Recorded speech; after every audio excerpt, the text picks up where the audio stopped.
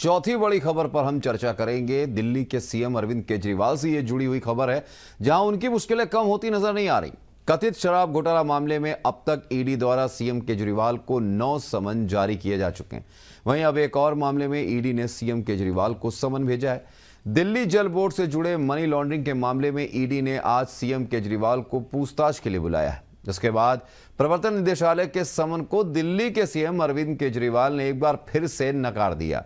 केजरीवाल सोमवार को ईडी के सामने पूछताछ के लिए पेश नहीं होंगे। आपको बता दें कि उन्हें ईडी ने दिल्ली जल बोर्ड मामले में धन शोधन निवारण अधिनियम की धारा 50 के तहत समन जारी किया था। ईडी दिल्ली जल बोर्ड में अवैध टेंडरिंग और अपराध की कथित आय के लॉन्ड्रिंग की जांच कर रही है। आम आदमी पार्टी ने अरविंद केजरीवाल को दिए गए नोटिस को गैर कानूनी बताया है। वहीं शराब नीति मामले में केजरीवाल को अब तक ईडी के 9 समन शराब नीति घोटाले मामले में भेजे जा चुके हैं। 17 मार्च से पहले दिल्ली के मुख्यमंत्री केजरीवाल को 27 फरवरी, 26 फरवरी, 22 फरवरी, 2 फरवरी, 17 जनवरी, 3 जनवरी, 21 दिसंबर और 2 नवंबर को भी ईडी ने समन भेजा था। अब सवाल उठता है कि केजरीवाल ईडी के सामने पेश क्यों नहीं हो रहे हैं।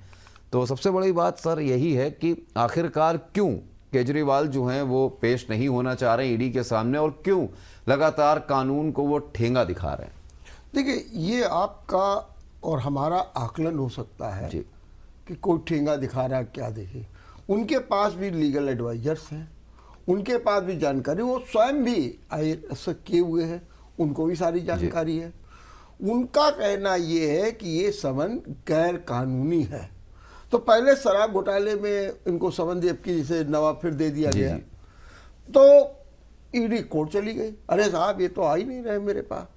तो उन्होंने कहा बुलाओ, और बुला लिया अरविंद केजरीवाल को। 16 तारीख को कोर्ट में जाना पड़ा, जमानत हो गई, बाहर आ गए।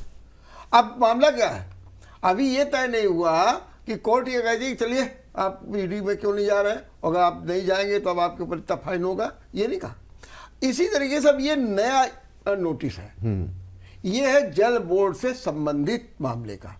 अब जब जल बोर्ड से संबंधित मामले का कि नया नोटिस जारी हो गया है, और जिसपे आज 18 मार्च को बुलाया गया था, आइए, तो ईडी ने सोचा भाई चलो शराब घोटाले में नहीं आ रहे हो, चलो तो आएंगे, कोर्ट में है, अब तुम इसमें आ जाओ। तो इसमें भी उन्होंने बता दिया, 400 तकनीकी लगा करके। पहले तो ये पूछा कि आप हमको किस आधार पर बुला रहे हैं, हमको गवाह के रूप में बुला रहे हैं कि मुझको अभियुक्त के रूप में बुला रहे हैं क्या, पहले तो ये पूछते रहे। अब इसमें बता दिया ये भी गैर कानूनी है, क्योंकि उन्होंने ये पक्ष रखा है कि उससे मेरा कोई संबंध ही नहीं है। तो इस तरीके से उन्होंने संबंध एक बार फिर भेज दिया। अब ईडी इस पर क्या कहती है उनके गैर कानूनी रूप में, क्योंकि उन्होंने इस समन को भी गैर कानूनी बता दिया है अरविंद केजरीवाल। तो अब लेकिन बीजेपी हमलावर है। बीजेपी चाहती है कि आप जाइए ईडी के सामने, और उनको कह रहे हैं कि साहब आप भ्रष्टाचारी हैं, आप ये हैं। हालांकि उनकी मुश्किलें कम नहीं हो रही है। बाजी देखिए, जो उनके सत्येंद्र जैन थे और उनको बीमारी के नाम पर जमानत मिली थी अंतरिम, इसके बाद वो चाहते थे कि हमारी जमानत बढ़ जाए।